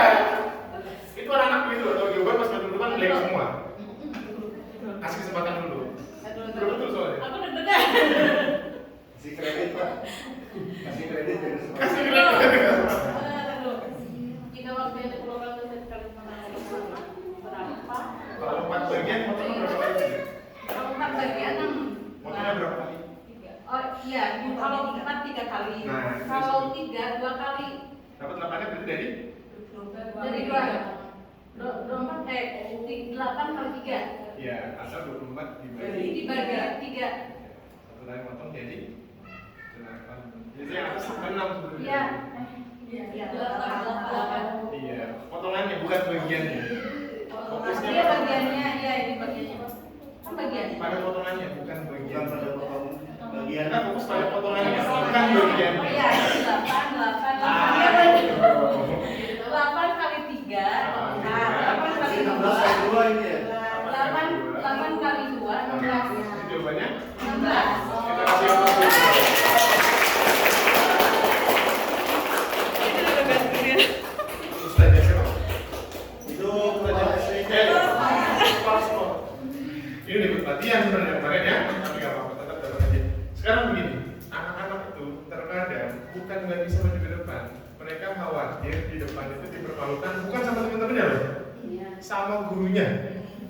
Lihat ya, ini contoh anak yang nggak mendengarkan dari tadi, padahal bisa jadi anaknya pulpennya jatuh diambil, dia nggak mendengarkan. Teman belakang gangguin suruh maju ke depan, dia bilang nggak mendengarkan. Jadi anak kita kalau nggak berani maju ke depan, jangan-jangan kita yang bikin. Kenapa? Kita itu kalau suruh maju ke depan, anak-anak itu sebenarnya dari kayak tadi ya kan maju pasti beda tuh. Udah tahu jawabannya, ke depan tuh langsung play. Kenapa? Karena kondisi maju ke depan tidak kita kondisikan anak-anak itu berani, tapi justru membuat mereka mental down. Tuh nggak bisa kan? Bayangin, makin tinggi anaknya, makin nggak mau maju mereka. Kenapa? Jadi dia lagi, aduh gimana ceritanya nih? Itu anak yang makin tinggi tuh. Anak yang kelas 1 kelas 3, fix mereka hanya butuh kalau maju ke depan temannya itu memuji atau setidaknya temannya menyemangati, bukan malah ya gitu dong nggak bisa. Itu kita yang menentukan. Buat suasana ketika mereka maju, pandu, jangan mereka kasih duduk sampai mereka bisa. Tapi dengan suasana yang tidak menekan. Kalau udah bener jawabannya pastikan kita bener, kita pandu. Karena kan mungkin lupa aja, bukan nggak bisa lupa itu kan. Apa? Gugu, dan terus dan hal-hal kayak itu ya. Itu kita perlu kondisikan. Jadi sudah betul jawaban selanjutnya. Yang biasanya orang-orang pikirkan dipotong jadi 4 bagian itu fokus pada 4-nya. Padahal 4 bagian itu motongnya 3 kali. Karena waktunya 24 menit, berarti setiap kali potong 24 dibagi 3 8 menit, 8 menit, 8 menit, maka 24 menit. Ketika dipotong jadi 3 bagian, maka potongnya 2 kali. Karena sama, setiap pemotongan sama berarti 8 menit tambah 8 menit jawabannya. Itulah mengapa banyak yang tetap jawab 18 tanpa sadar bahwa itu keliru. Kenapa? Bukan salah ya, saya tidak bilang salah. Karena keliru berpikirnya, fokus pada bagiannya, bukan pemotongan. Mengapa ini disebut soal literasi numerasi? Karena perlu sampai sana. Ibarat tadi dia, oh iya imamnya nggak hitung ya. Nah kayak gitu tuh. Itu yang ingin kita biasakan. Oke, satu hadiah sudah keluar. Yang kedua, ini sama ya juga 16. Soal yang kedua, ini soal mungkin bisa jadi sulit kalau anak-anak tidak bisa menganalisis. Ini contoh soal NCK ya, kalau zaman sekarang. Ada tabel menggambarkan penjualan buku matematika selama 5 hari. Senin, Selasa, Rabu, Kamis, Jumat. Jika hari Senin, Selasa, dan Rabu digabung penjualannya, ada 115 buku yang terjual. Kalau Rabu dan Kamis ada 85. Selasa dan Kamis 90. Senin dan Jumat 70. Kamis dan Jumat 80. Soalnya hanya meminta yang terjual hanya pada hari Selasa saja. Tidak perlu menghitung hari yang lain. Itu berapa?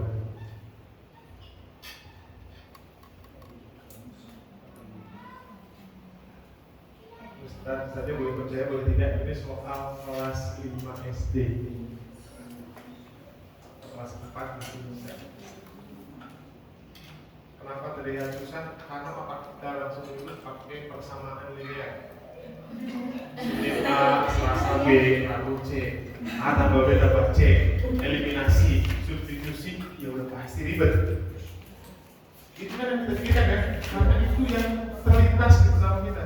Padahal soal ini, saya tanya Ustaz, kalau 5 hari full berapa buku? 5 hari full? Senin, Selasa, Rabu. Betul. Dari mana sih?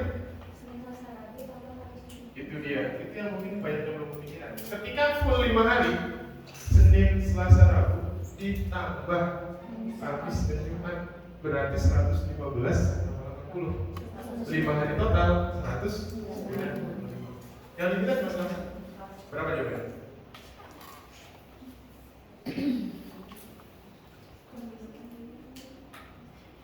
Itu sudah 60 pertama.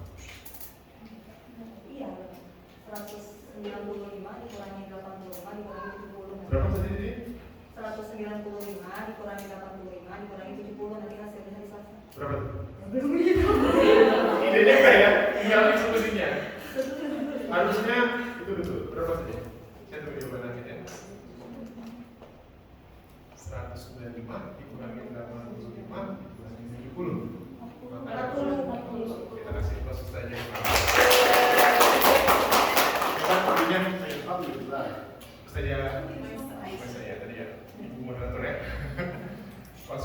Tapi bisa tanya gimana itu? Ya mesti jawab pas buat moderatornya. Oke, menarik. Kenapa tadi? Kenapa pikiran saya? Kan dari Senin, Selasa, Rabu, Kamis, Jumat, udah dari situ sih Oke. idenya. Lalu? Itu kan ada Rabu dan Kamis. Rabu dan Kamis. Senin dan Jumat udah tinggal kurangin. Jadi Selasa dan Kamis aja. Kan kita bunyi Selasa aja ya. Kita punya Rabu itu Senin, Rabu, Kamis, Jumat. Dan ini sudah ada Rabu, Kamis, Senin, Jumat. Itu kita eliminasi. Itu yang namanya analisis, bukan rumusnya. Nah, itu yang saya sebutkan. Oh gitu ya. Kan kalau belum kisahkan sebentar. Gimana? Nah pas sudah dituliskan kan jadi gampang. Total semuanya. Tadi sudah dapat. Total yang tidak dibutuhkan ini dan ini dan total yang mencari. Biar tidak pakai A, B, C, C. Eliminasi kan? Bisa pakai itu tapi satu lembar belum cukup itu. Ustaz baru ketemu hari Senin. Ustaz baru hari Kamis. Ini hari Selasa ya. Kamu hari Kamis aja yang ditanyain sih. Ya orang kita hari Selasa. Karena soal ini memang dirancang biar ketemu Selasa aja tanpa harus tahu hari Senin berapa, Kamis berapa, Jumat berapa, Rabu berapa. Memang soal dirancang seperti itu. Kalau pakai substitusi eliminasi belum tentu langsung Selasa. Bisa jadi ketemunya Jumat dulu. Kalau Jumat ketemu Kamis dapat. Kalau Kamis dapat baru Selasa. Kan gitu kan? Lama dong. Karena anak-anak kok panjang banget sih. Lihat caranya kok kan? Siapa yang ngajarin? Ustaz Riki pakai cara katanya eliminasi. Berarti SPLL di sistem persamaan dilihat 5 variabel. SMP, SMA oke. SD kelas 5 ya nggak oke. Anak SD kelas 5 itu belajarnya mesti konkret, paling mentok semi konkret.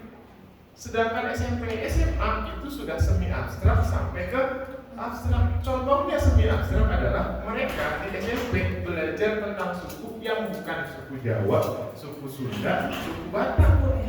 Suku apa yang dipelajari? Suku KN, suku S, itu suku dari provinsi mana Pak ini? Koefisien, variabel, itu istilah apa lagi Pak ini? Karena Pak SMP dibangunnya di SD. Bermanfaat kayak begitu, bermanfaat. Mempelajari apa? Sistematika berpikir. Kalau ditanya manfaatnya, semua itu manfaatnya. Buat apa belajar trigonometri? Salah satunya kalau mau tahu menghitung arti penentuan pakai trigon gitu. Menghitung laju pertumbuhan penduduk pakai logaritma. Kan nggak mungkin hitung satu-satu. Cianjur berapa penduduknya? Setiap bulan yang meninggal berapa? Setiap bulan. Kan kelamaan. Ada ilmunya pakai logaritma. Itu buat ya ada orangnya yang belajar itu, bukan kita, namanya juga. Nah kalau gitu pemilu lah kalau hitungnya pakai trigon, lah itu kan matematika. Kalau benar-benar ya. Oke, ini soal kedua ya. Hadiah jatuh kepada Ustazah Maisa ya. Oke. Ini kedua nih. Jangan sampai pertanyaan ketiga yang jawab oke nanti ya, jangan sampai ya. Awas aja. Oke, yang ketiga adalah soal bisa. Ini harus kita jawab. Soal bisa itu mengapa banyak anak Indonesia yang mungkin tidak bagus karena mereka masih berpikiran tentang bagaimana rumusnya. Pak mungkin baterai. Jadi quick soalnya.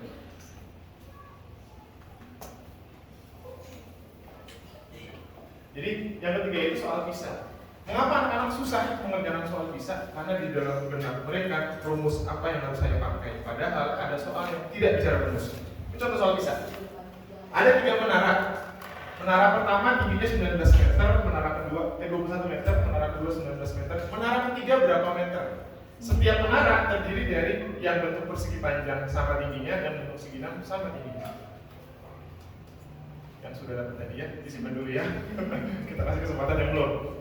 9. Berapa? 9. Kenapa 9? 21 dibagi 3. 21 dibagi 3. Kenapa dibagi 3? Bentuknya Baik, sama. 21 dibagi 3 berarti ini 7. 7. Oke, next. Setelah 7. 7 kan 14. Oh, ini berarti 7, 14. Sehingga yang tengah itu 5. 5. Kalau ini 5, 2. maka ini 2 tambah 5 tambah 2. Jawabannya 9. kita kasih plus. Sudah bagus dulunya. Saya baru kali ini ngisi pelatihan 3-3-nya terjawab tanpa harus saya menerangkan. Sekali lagi plus dong Mas. Allah. Ini cara pertama betul. Saja siapa nih? Saja Siva, saja itu saja Maisa kan. Yang lain jangan mau kalah ya, yang lain bukan yang nggak bisa, cuman kalah cepet aja. Kalah cepet aja ya. Akan susu tuh kita. Cara pertama boleh begitu, bagi 3, 7, 7, 7. Kan nggak ada rumusnya. Pak, bagaimana mencari tinggi segi 6? Nah, ini dulu nggak diajarin, dia memang nggak ada. Ini logika berpikir aja, kok 3 ini 7. Kalau ini 7, berarti ini 7, ini 7 juga. Oh, 14 dong, dapatlah ini 5. Kan tadi 7, kalau 5 dapat 2. Maka 2, 5, 2, dapat 9. Cara pertama. Matematika itu tidak selalu cuma satu cara. Selalu ada cara lain yang anak-anak bisa temukan asal jawabannya sama dan mereka bisa bertanggung jawab. Contoh lainnya, kalau misalnya ini 21, ini 19, selisihnya berapa? 21 kurang 19 berapa? 2. 2 itu tinggi apa? Tinggi yang kecil. Kenapa? Karena ini ada 3, ini ada 3, ya kan ya? Sedangkan ini ada 3, ini ada 2. Jadi ini dikurangin ini, dapatlah tinggi yang kecil nih. Berapa itu? 21 kurang 19 berapa? 2. Kalau ini 2, ini 2, 4 lah dia. 19 kurang 4, 15 lah dia. Maka ini 5. Jawaban yang sama, cuman caranya beda. Ya nggak apa-apa. Saya dari Bogor ke sini kan nggak harus lewat jalan tol, nggak harus lewat jalan utama macet. Lewat jalan yang lain udah dikit nggak apa-apa, tapi lebih cepat. Kenapa? Karena nggak macet. Anak-anak tuh selalu berpikir cara yang singkat itu cara yang terbaik. Belum tentu. Saya lewat jalan utama karena macet, lama-lama juga mending saya lewat muter sedikit, naik gunung, mendaki lembah apa-apa. Yang penting sampai sini. Kan gitu. Karena anak-anak selalu pakai cara ini aja Pak, pakai cara ini saja. Belum tentu itu yang terbaik. Itu contoh bagaimana menyelesaikan sebuah soal bisa. Ini bisa jadul ya, bukan bisa sekarang. Makin kesini tentu makin sulit. Jawabannya 9. Wah, sedia hadiahnya harus banyak Pak ini. Kali ini kita akan merayakan hadiah sama Pak. Oke, hadiahnya nanti ya, nanti akan kita berikan. Naik haji 2 waktu, ya. Naik haji sekarang lumayan mahal ya, itu nggak 90 juta. Oke, ini yang ketiga, yang terakhir. Soal 4, ini yang disebut soal POTS. POTS adalah Higher Order Thinking Skill, kemampuan berpikir tingkat tinggi. Nah, ini yang membuat susah adalah kadang di soal POTS itu, jangankan anak, gurunya aja bingung. Kalau nggak percaya, kita cek ini soal POTS nih. Kebayang nggak? Setelah ada soal matematika tapi nggak ada angkanya. Ini contohnya. Jika Hari Pendidikan Nasional tahun ini jatuh pada hari Minggu, jatuh pada hari apakah Hari Kemerdekaan Indonesia di tahun ini? Pak, bukan IPS nih Pak, bukan matematika ini. Pak, nggak ada angkanya, nggak ada. Ini soal POTS UN, waktu UN masih ada. Ini butuh literasi yang bagus. Pertama, anak-anak itu harus tahu Hari Pendidikan Nasional kapan? Saja? 2 Mei. Oke, misalnya kalau saja nggak tahu, saya wajar anak-anak nggak tahu. Hari Pendidikan 2 Mei, Hari Kemerdekaan. Yang kita agak sedih adalah anak-anak tuh nggak tahu hari-hari nasional sekarang. Hari Ibu, Hari Guru Nasional kan kita yang rayain tahu gitu ya. Tapi hari Kebangkitan Nasional, Hari Pahlawan, Hari Kartini siapa? Kan repot kan? Yang mereka tahu dalam satu tahun adalah hari Valentine mereka tahu. 14 Februari Pak, udah bercoklat aku Pak. Itu aja budaya yang nggak benar, nggak bagus pula. Tidak hari-hari yang harus tahu mereka nggak tahu. Itu namanya literasi 1. Oke, anggaplah anak-anak tahu. Hari Pendidikan itu adalah tanggal 2 Mei, Hari Kemerdekaan Indonesia 17 Agustus. Yang kedua mereka tidak tahu adalah mereka tidak yakin bulan hari dalam sebulan 30 atau 31. Kalau kita tahu pakai apa? Pakai ini. Januari 31 tuh. Februari kalau nggak 28, 29 tuh tergantung Pak bisa nggak? Oh berarti Maret 31, April 30. Oh Mei 31 kan sudah 9, sudah 2. Berarti sisa 29 hari lagi. Oke, bulan Mei masih ada 29 hari lagi. Ditambah Mei nonjol, Juni, oh berarti Juni 30. Juli nonjol lagi, oh berarti 31. Agustusnya 17. Pas ditambah hasilnya 107. Nah, yang terakhir paling sulitnya di numerasi adalah mereka tidak tahu polanya. Kebayang nggak hitung 107 hari setelah hari Minggu? Senin, Selasa, Rabu, Kamis, Jumat, Sabtu, Minggu, Senin, Selasa, Rabu. 10 hari baru Rabu ya. Kamis, Jumat, Sabtu, Minggu, Senin, Selasa, Rabu, Kamis, Jumat, Sabtu. 20 hari Sabtu. Nah ini 107. Ini yang bikin soal nggak salah. Kenapa? Karena mereka nggak tahu caranya. Sekarang saya tanya. Ini sekarang kita pelatihan hari apa? Selasa. 7 hari setelah hari Selasa hari apa? Selasa lagi. Selasa nih ya. Rabu, Kamis, Jumat, Sabtu, Minggu, Senin, Selasa kan? 14 hari setelah Selasa hari apa? Selasa. 21 hari setelah Selasa? Selasa. 72 hari setelah Selasa.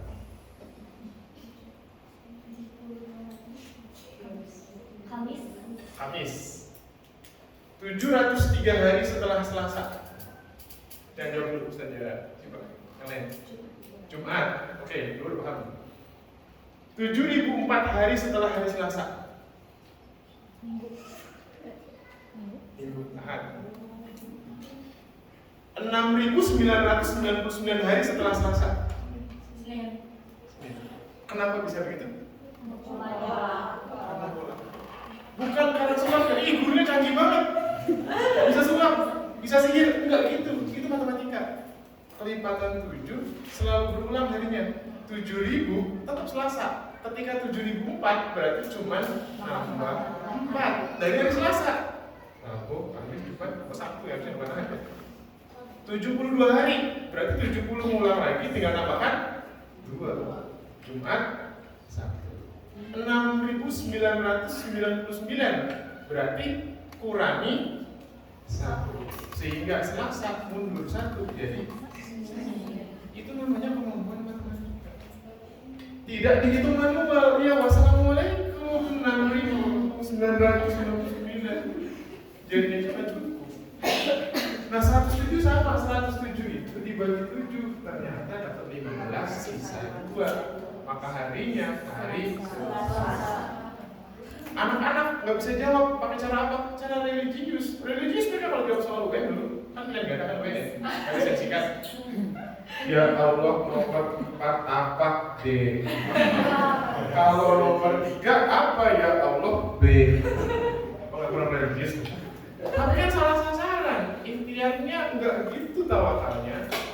Tawakal ketika ikat kuda itu, ketika mau kuda diikat dulu, nggak main ada Allah aja biarin, tapi saya yakin Allah kan juga kuda saya. Ya kayak gitulah.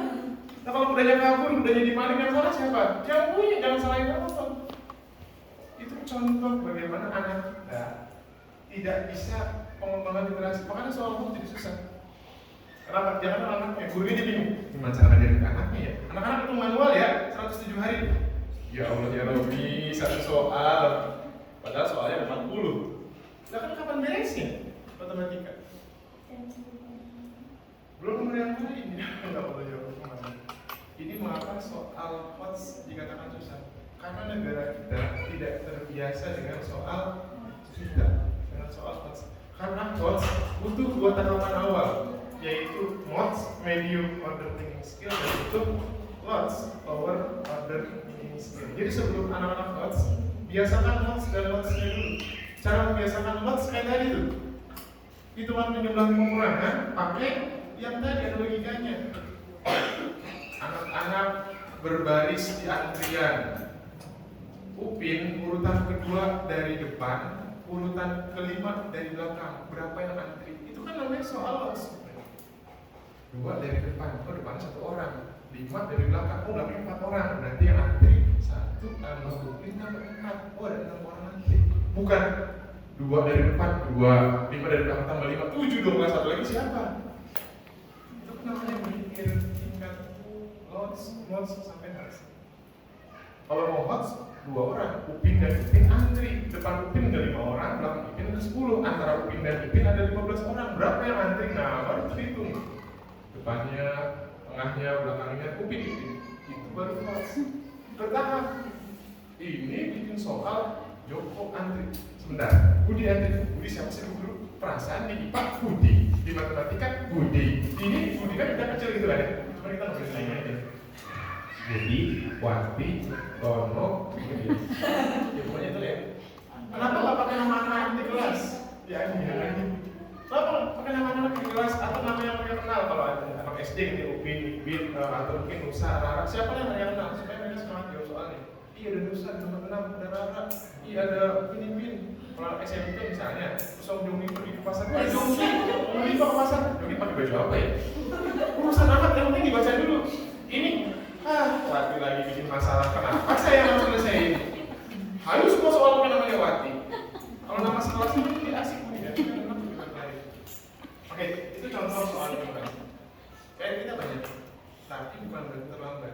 Karena tugas kita sebagai guru adalah memberikan, pertama bukan mereka bisa dulu.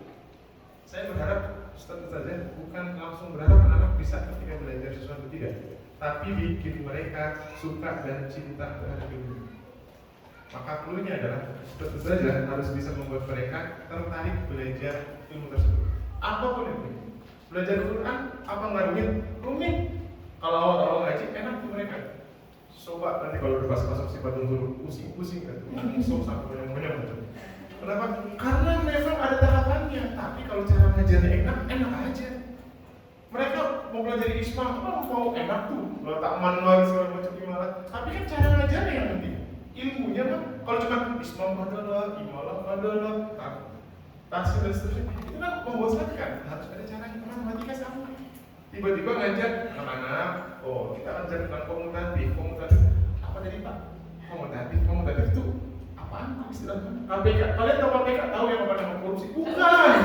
KPK itu kelipatan persekutuan itu. Bapak nanya, tahu apa enggak? Ya saya tahu itu KPK. Enggak gitu. Jadi ada triknya. Ilmu matematika itu sama dengan ilmu lainnya. Yang membuat seram adalah bukan ilmunya, tapi yang mendelivernya. Maka saya senang berdiri di sini mengajarkan matematika karena guru matematika saya dari SD sampai SMA semuanya membuat saya terinspirasi. Pak Soleh, Bu Delis, Pak Hidayat, Pak Rahmadi, semuanya membuat saya terinspirasi. Walaupun matematika saya nggak bagus, saya pernah merah matematika, dapat berapa ya? 4 waktu SD. Tapi cara beliau mengajar membuat saya termotivasi semangat. Sampai dulu kudus itu sampai waktu saya dapat masalah keuangan nggak bisa ikut UAS. Kalau tidak bisa ikut UAS gara-gara uangnya nggak ada, gaji saya potong aja. Sampai segitunya gitu. Buat saya guru itu ternyata bukan sekedar mentransfer ilmu, tapi membuat saya jadi ada hal lain yang membuat saya mau datang ke sekolah. Dan ketika belajar Bapak Ibu, bandingkan saya itu anak IPA. Kenapa? Karena saya gagal suka IPS waktu SMA. Kenapa sih kita harus belajar sesuatu yang udah lampau move on apa? Ditanyain tanggal kapan terjadi, di mana terjadi, saya belum lahir, ngapain ditanyain? Udah gitu, siapa yang melakukan? Ya, bodo amat. Nah, kan saya tuh berpikir gitu kan. Tapi ketika gurunya ganti, pelajaran geografi misalnya. Geografi itu kan ilmu baca banget. Tentang awan misalnya, awan adalah jenis awan ngantuk tuh. Pasti kita suruh baca gantian si A, ganti ke B, ganti ke C, itu kan keliling aja. Gurunya mah nggak tahu apa ya.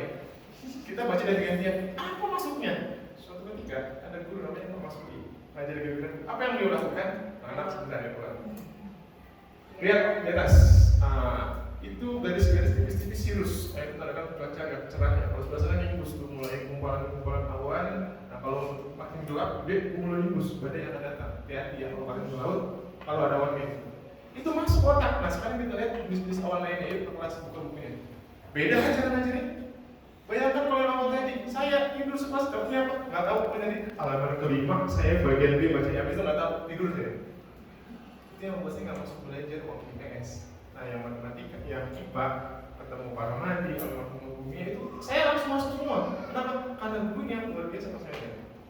Sampai belajar tentang kultur jaringan, kita tuh diajak sampai ke tempat bagaimana kita menyilang-nyilangkan tuh, bukan semua saya bisa kasih nama tuh ya, silangin sama sini, atau pakai pengakuan, pokoknya silang-silangin aja gitu. Tapi kan asik aja gitu. Menamai nama hewan tuh ketika istilahnya kingdom segala macam, itu kita berangkat langsung ke kebun raya. Jadi kan ada tuh kan nama hewan, nama minyak punya. Sampai kita tahu, Zeus keren ya kalau punya nama biasa, tapi namanya jagung. Sampai Ariel Segilata, tapi cacing pita, tapi namanya bagus, gimana ceritanya ini? Itu ilmu yang kita ingat sampai sekarang. Itu cara ngajar, bukan tentang kedalaman ilmunya, tapi bagaimana ilmu itu berkesan. Setelah itu, baru bermanfaat. Itu saja. Yang pertama adalah buat mereka suka, cinta terhadap ilmunya. Maka cinta terhadap yang bawa. Kenapa saya begini? Karena saya pernah punya guru biologi yang tidak disukai anak-anak. Sebetulnya bukan tidak disukai ya, karena anaknya yang bangun sebetulnya, bukan gurunya yang salah. Gurunya tegas. Almarhum Pak Yeni. Beliau itu kalau sekolah pakai motor yang bunyinya saja, anak-anak sudah tahu. Ya, beliau itu tegas ya. Kalau tidak bisa mengerjakan soal, laki-laki itu pukul padatnya, kalau perempuan lebih siang kan, cetok kan. Sebetulnya karena kita yang bangun. Suatu ketika itu ada ulangan itu anak-anak ini saya nih sebagai siswa tuh ngeliatin anak-anak jahat banget di bawahnya. Semoga hari ini semua tuh nggak bakal kedengeran suaranya. Gue ulang belum siap gitu kan. Dan Ustaz itu ya hari itu motor itu tidak datang dan memang tidak pernah datang. Jadi yang terjadi hari itu kota Tokor atas sisi Tokor itu motor datang dan hari itu yang terjadi apa? Nangis tuh anak itu bisa doain itu. Saya cuma saya akan jadi guru apa ini doain gitu. Terus saya sampai nggak jadi guru dari itu. Tiap hari bayangin kalau ulangan sih juga jadi masa. Semoga baik nggak datang seulang siap. Berat jadi guru ya doanya gitu. Apakah anak-anak gue kita kayak gitu? Insya Allah sih enggak ya. Jeleknya gue. Tapi anak SMP waktu saya SMP doanya kayak gitu. Saya yakin gak bakal dikabul sih. Ya Allah nggak boleh doain kayak gitu nggak apa-apa. Cuman pada doanya kayak gitu. Saya lihat teman-teman saya nangis.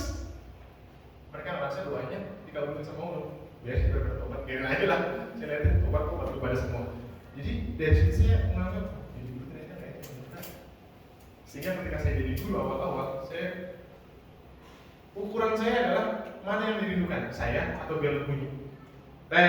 Alhamdulillah, Pak istirahat berarti saya belum dirindukan. Kenapa? Bel sekolah, bel istirahat dirindukan. Wah istirahat, bel bunyi, gitu kan? Atau bel pulang, pulang. Berarti bukan saya yang dirindukan. Waktu pulang. Tapi ketika Pak tanggung, dulu sekolah lagi kita belum beres. Pak kuis dulu, berarti saya dirindukan. Lihat kita siapa yang dirindukan oleh anak-anak pada kita ngajar. Termasuk masuknya. Kita diganti dengan guru piket. Ya, tanya kemana? Pas ganti piket, yes, nggak belajar hari ini. Berarti ketahuan kan? Memang kita nggak dirindukan. Segampang itu ngetesnya, tapi nggak segampang itu. Oh ya lagi ya. Tidak segampang itu cara prakteknya. Jadi guru. Itulah mengapa saya termotivasi sekarang saya alhamdulillah punya guru-guru yang menginspirasi. Dan saya ingin ketika jadi guru suatu saat saya juga harus bisa menginspirasi guru-guru saya. Oke, kita tutup ya terakhir mengapa kita perlu belajar matematika. Ini video closing saya. Mengapa kita perlu belajar matematika? Mungkin salah satunya adalah karena hal berikut ini supaya jadi masukan bahwa dalam pengajaran matematika sekali lagi tujuan utamanya bukan bikin mereka jadi juara atau bikin mereka jadi mampu dulu, tapi bikin mereka jadi cinta terhadap ilmu pengetahuan. Semua ilmu datangnya dari Allah kecuali ilmu hitam, ilmu barat ya kayak gitu ya. Sudah izin datangnya. Tapi kalau yang datang dari Allah, kita buat anak-anak cinta terhadap ilmu tersebut. Oke, itu video buat Bukan berlebihan kalau matematika disebut sebagai bahasa universal atau kode tentang alam semesta. Richard Feynman bilang mustahil untuk memahami dan menjelaskan keindahan dunia ini tanpa memahami matematika. Begitu pentingnya matematika. Mungkin nantinya kita lah yang mesti mulai membuat cara pandang terhadap matematika. Pertama, dimulai dengan gak nganggep lagi matematika cuma sekedar ngitung-ngitung dan hafal rumus saja. Kedua, kita mesti tahu kalau matematika itu bahasa yang punya aturan-aturan jelas, maka biar paham cara pakainya kita mesti kuasai dulu konsep-konsep dasar. Baru dengan itu, senjata kita akan lengkap dan siap mendapatkan masalah sebesar apapun nantinya. Karena kedepannya senjata matematika itu emang semakin banyak dibutuhin. Banyak yang nganggap kalau belajar matematika itu nggak ada gunanya. Itu mungkin aja benar kalau kita belajar bidang yang itu aja. Tapi mungkin yang penting bukan mau kerja jadi apa kalau belajar matematika, tapi pekerjaan apa yang butuh kemampuan matematika nantinya. Biar gampang, bayangin ini kayak nyiapin bekal untuk pergi 2 kali gelap. Kita nggak tahu mau sulit apa yang kita hadapi di depan, makanya mesti nyiapin bekal yang cukup untuk siap menghadapi apapun. Dan percayalah, matematika bakal jadi bahan baku yang bakal dibutuhkan untuk bikin senjata apapun nantinya. Sama kayak analogi awal, jadi ahli matematika itu jadi orang yang bikin alat yang dapat dipakai oleh kita manusia untuk menyelesaikan masalah dan kehidupan dunia. Sekarang lihat keluar jendela. Bayangin kalau seandainya aja matematika nggak pernah kita temukan, semua itu runtuh begitu aja. Ya, karena semua itu dibangun oleh matematika. Tanpanya ilmu-ilmu yang ada kayak fisika, kimia, biologi, bahkan sejarah mungkin tidak akan pernah berkembang semaju sekarang. Pada akhirnya, ketakutan yang masih ada sampai awal video tadi semoga bisa hilang. Sekarang kita tahu kalau matematika itu ada di mana-mana. Matematika lah yang bikin manusia bisa mencatat, menghitung, dan mengukur hal apapun. Karena kita tidak akan pernah memahami sesuatu apabila tidak mengukurnya. Dan inilah kenapa ada satu bidang ilmu yang begitu erat dengan matematika, sebuah bidang ilmu yang ibaratnya jadi detektif yang menyelidiki segala sesuatu yang ada di dunia. Fisika. Jadi saudara sekalian, pendidik itu tidak bisa mendadak, karena segala sesuatu yang mendadak tidak akan mendidik. Maka kita siapkan persiapan kita dalam mengajar. Salah satunya adalah dengan pertemuan ini. Saya cukupkan sekian. Saya kembalikan kepada moderator. Saya Didi Tunggal Saputradi. Terima kasih. Assalamualaikum warahmatullahi wabarakatuh. Waalaikumsalam warahmatullahi wabarakatuh.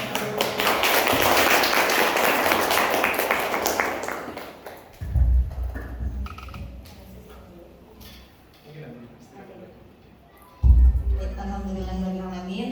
Terima kasih kepada Bapak Niki yang sudah menyampaikan materinya yang Masya Allah ya, membuka pikiran kita terhadap matematika. Mungkin yang masih dulunya matematika itu kita berpikir bahwa masih berhitung-hitungan, masih menghitung angka ataupun uang ya.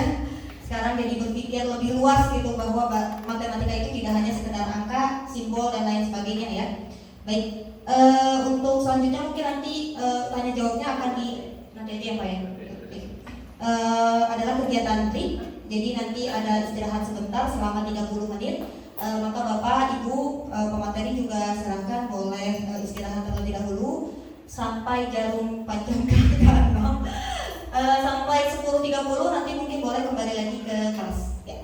Baik, saya cukupkan. Terima kasih. Wassalamualaikum warahmatullahi wabarakatuh.